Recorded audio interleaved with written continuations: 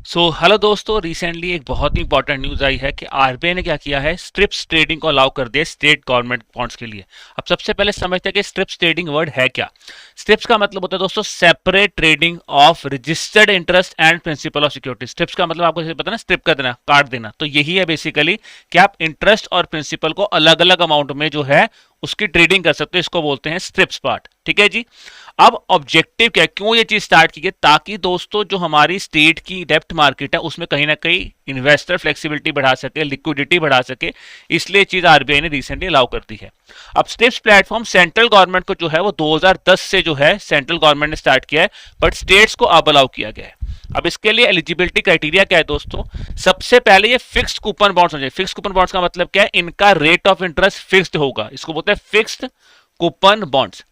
अब इनकी जो मैच्योरिटी है वो कम से कम 14 साल तक क्यों चाहिए, मैच्योरिटी चाहिए अप टू 14 ईयर्स तक की मैच्योरिटी होनी चाहिए। दूसरा बात है, जब आप इसको इशू करोगे तो भाई कम से कम उसमें 1000 करोड़ रुपए का आउटस्टैंडिंग अमाउंट होना चाहिए, जिसके ऊपर आप ट्रेडिंग कर सकते हो। उसको बोलते हैं मिनिमम आउटस्टैंडिंग अमाउंट है। बॉन्ड्स जो होंगे वो स्टैट्यूटरी लिक्विडिटी रेशियो कंप्लायंट होंगे, जो कि इंपॉर्टेंट कंपोनेंट आता है जब आप आरबीआई की बेसिक टर्म्स पढ़ते हो, सीआरआर एसएलआर पढ़ते हो ना, तो एसएलआर कंप्लायंट होने चाहिए और ट्रांसफरेबल भी होने चाहिए, तभी तो आप ट्रेड कर पाओगे। ट्रांसफरेबल होने चाहिए।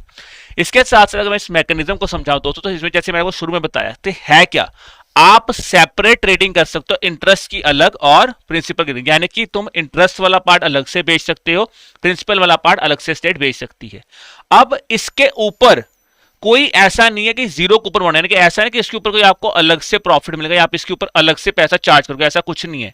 इसके अंतर्गत क्या होगा दोस्तों, आप जो भी चीज करोगे, जैसे फॉर एग्जांपल मैंने 100 रुपए का बॉन्ड इशू करना है, तो मैं 90 रुपए डिस्काउंट प्राइस पे इशू करूंगा। जो 10 रुपए की मेरी फेस वैल्यू है ना, वो कहीं ना कहीं मैं उसको बोलूंगा मेरा प्रॉफिट है।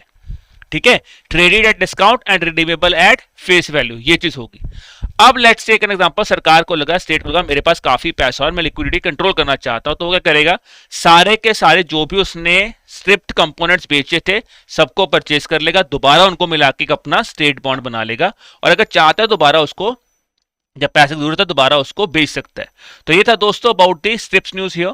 बाकी दोस्तों अगर आप अपनी बैंकिंग प्रिपरेशन को और एनहांस करना चाहते हैं तो आप हमारे बैंकिंग महापैक कोर्स के साथ भी जा सकते हैं, जहां पे आपको कंसेप्ट क्लासेस, मेंटर सपोर्ट मिलेगा, प्लस आपको टेस्ट सीरीज मिलेगी। इसके लिए आप हमारी वेबसाइट www.edutab.in पे चले जाइए, और या फिर एडुटैब लर्निंग सॉल्यूशन के जो आपका ऐप है वहां से भी आप इसके बारे में जानकारी ले सकते हैं। बाकी इसी तरह की और इन्फॉर्मेशन लेने के लिए दोस्तों आप हमारे बैंकिंग चैनल को भी सब्सक्राइब कर सकते हैं।